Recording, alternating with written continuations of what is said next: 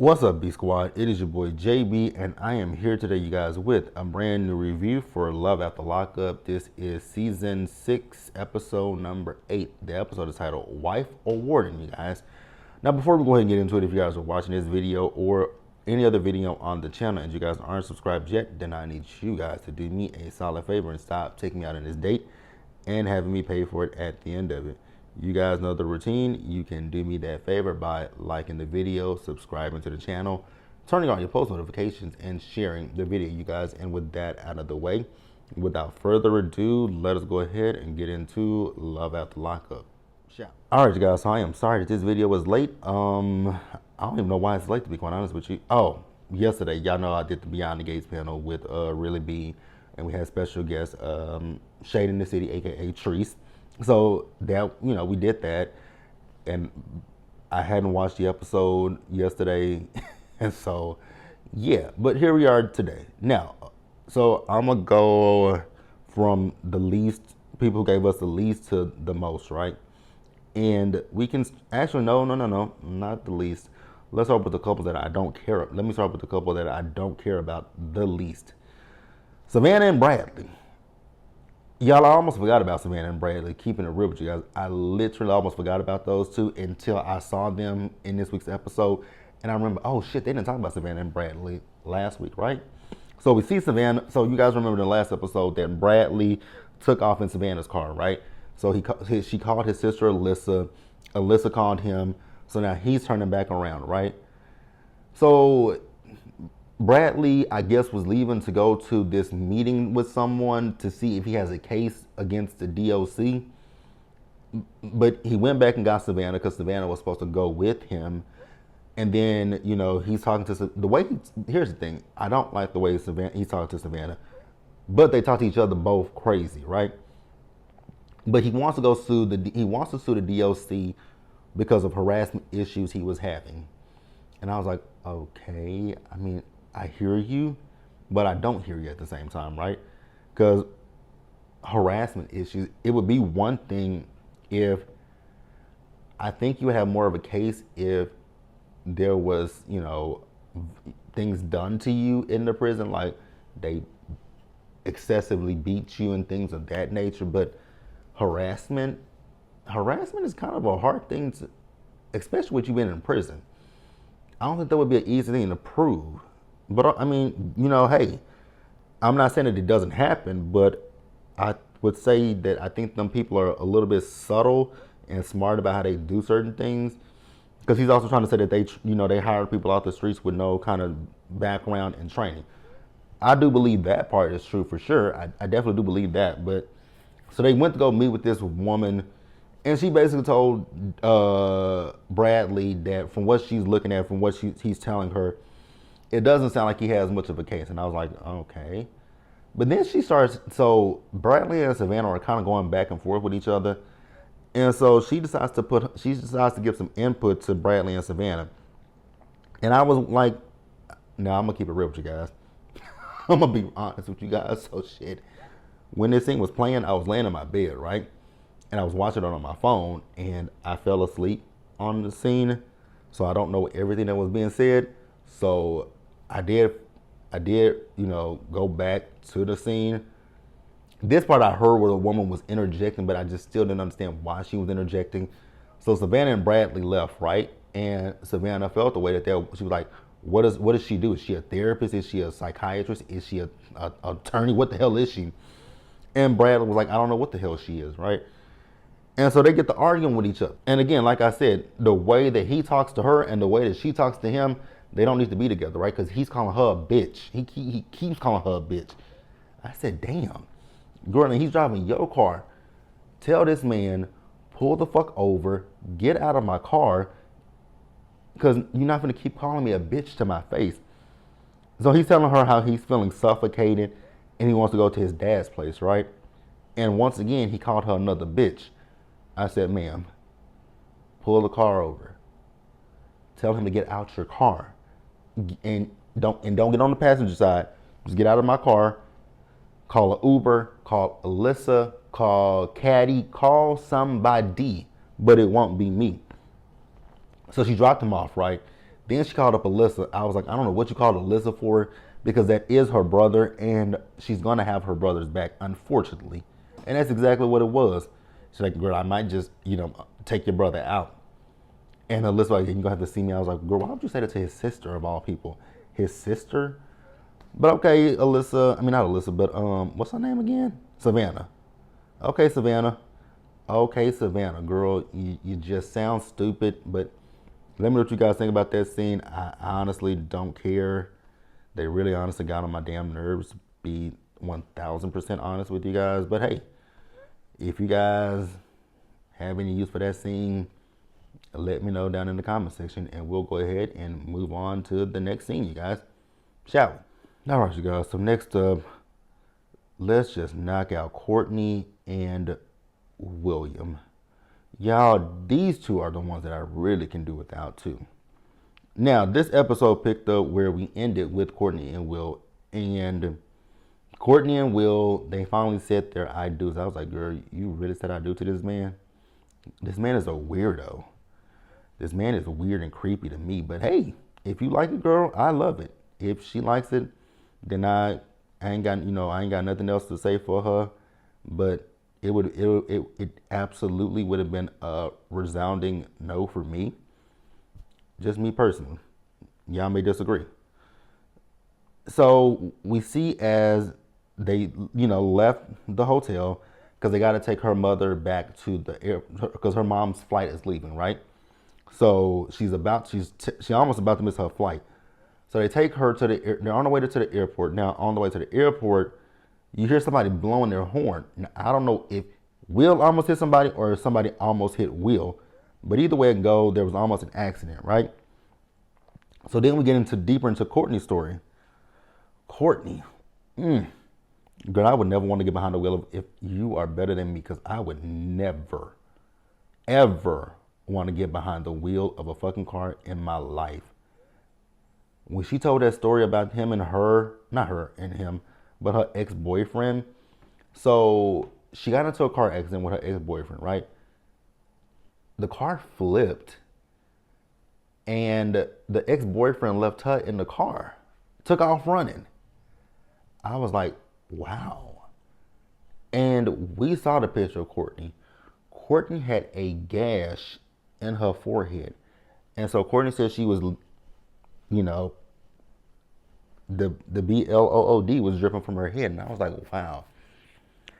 And she was like, yeah, and her ex-boyfriend left her. I was like, he didn't get that. No, that was somebody who didn't care nothing about you or your safety or your well-being, because if that were the case, he would have stayed there with her. So that's why Courtney has that scar in the middle, in her, going down her forehead. I was like, oh, it makes sense now. Because I saw that, and I was wondering what that was. And poor Courtney, my heart really does go out to you, because that is terrible. That's terrible. And what kind of human being does that? Like, that is so despicable to me. Oh my God. She's pregnant? That is cute. But what was I? But yeah, talking about Courtney, and I just really, man, I feel bad for her. I really felt bad for her. So we see as they dropped her mom off, right? So then he has to take her to the halfway house. He went back to the hotel. Now, he did call her on the phone, and I will say, my personal opinion, I will say, listening to Courtney on the phone, it did kind of sound like she did have something to drink. And so he questioned her the next day about that. And she got pissed off at him. And when she got pissed off at him and she explained it in an interview, I was like, you know what, that does make sense, because he did drop you off. Now, oh shit. Damn, that popped. He did, so my bad, you guys. So he did drop her off at the halfway house, right? Now, again, I didn't know like what the time period was when he called her versus when he dropped her off. But it seems like to me that he called her not too long after he dropped her off, right? So if that's the case, then you were with her the entire day, and you know she didn't have anything to drink. So why would you assume that she got something to drink once she got to the halfway house? So Courtney is pissed off at him, and rightfully so. That's all I got. Moving on to the next couple, you guys. So let's pause here and move on to the next couple. All right, guys. So let's talk about Kiana and Deandri. It ain't much with them. Kiana.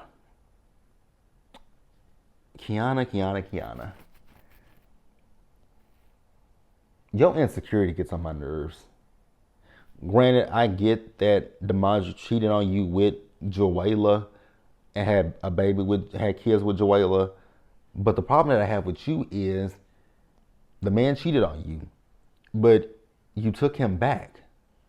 So it couldn't have been that big of a deal for you to take him back after he cheated on you. So why do you keep harping on things from the past?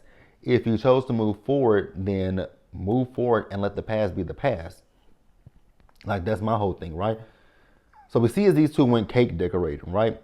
And so they were talking about trust while they were talking about trust. And I'm like, again, if you don't trust him, why are you with him? If you can't move past what he did to you, why are you still with him? Like, that doesn't make any sense to me. So his phone went off, and I'm assuming it was Joella texting him or calling him. Now, what I also will say about Deandri and Joella, I do believe that, Deandri is saying things to Joella to lead Joella on, right? I do believe that. And so then she talks about how she assumes things and puts things together. I'm like, well, that is a you problem and not his problem. Now, is it like I said, do I believe that he's saying things to Joella? Absolutely. But you have to deal with that insecurity, not him, right? So he told her that she can trust him. I was like, I beg to differ. I beg to damn differ. So after they made the cake, right, which the cakes were cute. So he opened up his box first, and his box, remember the ring that his daddy gave him? Well, he opened up the box and showed her the ring. And she's like, oh, she's so happy. I was like, why are you so happy? Because the producers asked the question that I was wondering.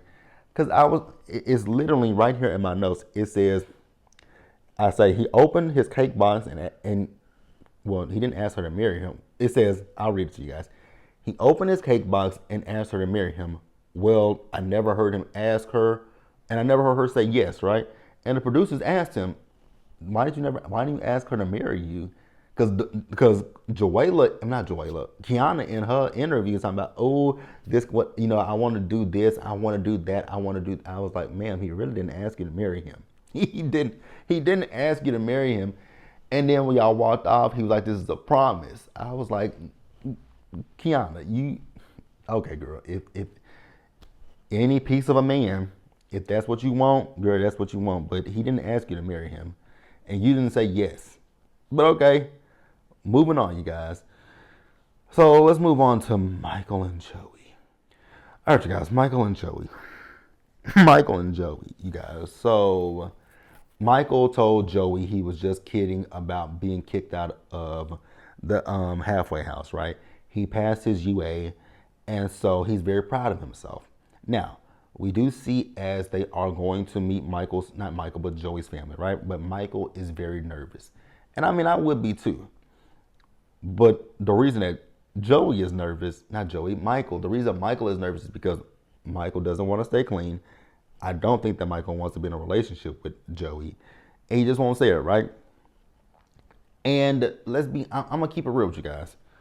Although I got where Michael was coming from with his family, because the way that family was talking to him, because you can tell this is a recovery family, because that is all that they talked about with that man. I was like, my God, today, even if I'm not a drug addict or a drug addict, a crack addict, an alcoholic or whatever, I would feel claustrophobic sitting with these people, and as all that y'all are talking about, like, I would feel very claustrophobic.